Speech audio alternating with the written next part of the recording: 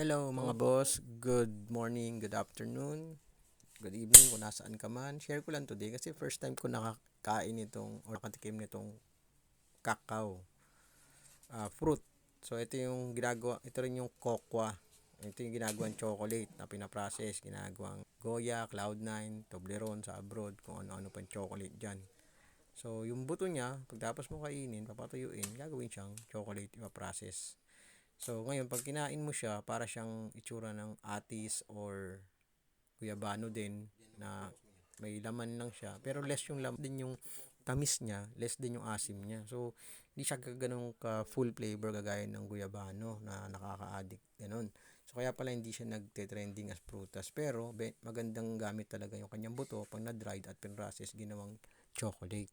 So, at least yan. Tsaka nung binalatan ko siya, nakita nyo matigas pala siya guys. So, may idea na kayo na matigas siyang buksan.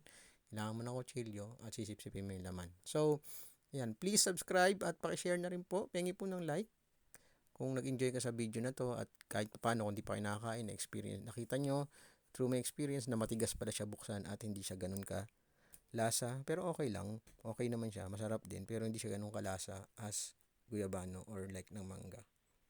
Thank you guys. Pakishare. Have a nice day. Have a good day.